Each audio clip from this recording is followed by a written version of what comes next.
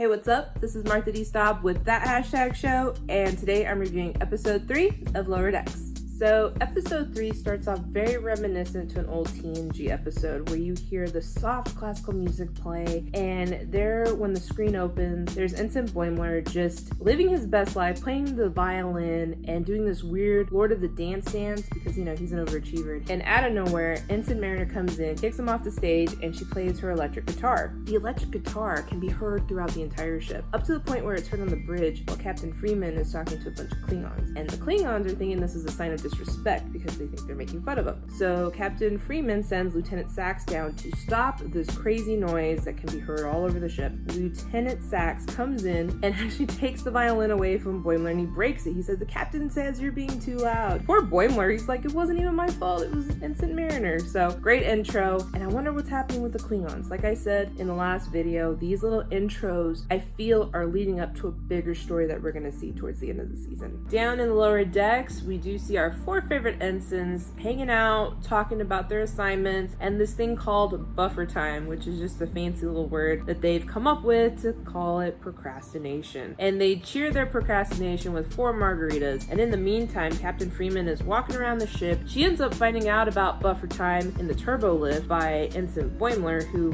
accidentally let it slip. And that makes Captain Freeman implement this new protocol that now times all of the officers on the ship on their tasks, which makes them go absolutely crazy because now they're forced to work, they're overworked, there's bags under their eyes. They really do a really great job in showing how crazy this new protocol has taken the crew, pushing them to work harder than they've ever worked before. The only one that isn't having a hard time with this new protocol is Boimler, because you know, Boimler is just that overachiever, that dude we hate in school that's just always ticking things off his lists and stuff, and he's just having a great time with it, and that in fact he's getting more stuff done. Such a nerd, and I think that's why Ensign Mariner hates him for it sometimes, because he's just such a goody-goody. He's just so Starfleet. As the situation on the planet starts to escalate, Commander Ranson is trying to de-escalate it as quickly as possible, and he ends up getting an electric net thrown over him, and to Ensign Mariner's pleasure, she just laughs at the whole thing. Ends up getting caught with Commander Ranson, and they're thrown into a prison cell. The rest of the away team is tied up against a boulder with a large crystal hanging overhead, and the only way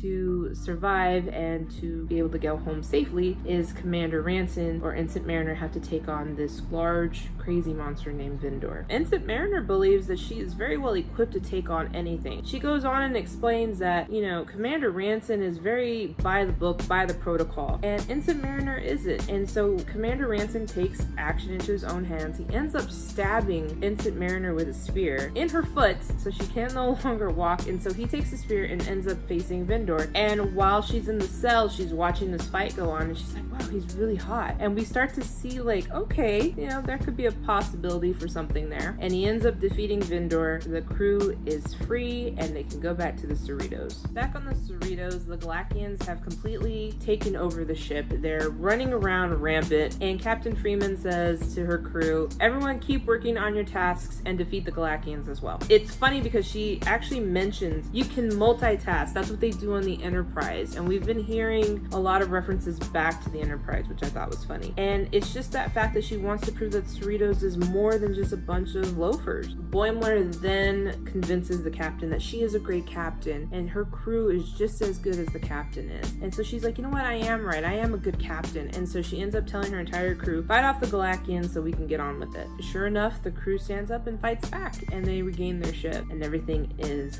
back to normal. Mariner returns to the ship. She's in sickbay because obviously her foot got stabbed. Commander Ranson comes in and says, you know, just give me some time before you issue your report so I can pack. And Ensign Mariner's like, I'm not gonna do a report on you. That's not who I am. That's not what I do. And for a second there, it looked like they were gonna kiss. Commander Ranson throws a curveball and says, well, actually you're going to the brig. And she's like, why? And it was because her sleeves were rolled up. And so she ends up going down to the brig, and she's yelling while they're taking her away. And she's like, that's the last time time I defend you, I let someone kill you next time. I will dance in your blood. Commander Ransom's like, yo, that's kind of hot. I don't know what's gonna happen between those two, but I'm excited to see. So we end up closing the show with Ensign Boimler and Captain Freeman in the ready room. And due to the recent events, Captain Freeman has decided that she will institute the Boimler effect, which means that any of the crew members can use buffer time to complete their tasks when they need to. Boimler isn't really thrilled about it. This is very much the opposite of what Boimler is. Boimler is very overachieving. He's got a schedule for everything, and so this doesn't sit well. He goes back and tells the other ensigns, you know, this kind of sucks. And Ensign Rutherford said, no one remembers those things. I mean, this will be lost in time. No one's gonna remember this. Fast forward to the future, we see a teacher teaching in the woods with other students, and she starts talking about the laziest person in Starfleet, and that's Ensign Boimler. But then she says, let's move on to someone who's more important, probably the most important person in Starfleet, Miles O'Brien. And there's Miles O'Brien standing behind the console. And I was just like, there you go. That was where the Easter egg was going to come in. But it also leads to the question of, what did Miles O'Brien do that made him the most important person in Starfleet? Are we missing something? You know, that could be another spin-off show. I don't know, but that's got me really excited. So that's it for episode 3. I hope you enjoyed it. Please go check out that hashtag show's YouTube channel. Like, share, subscribe, and ring the bell so you don't miss any of the notifications. And we'll see you next week for the review of episode 4 of Lower Decks.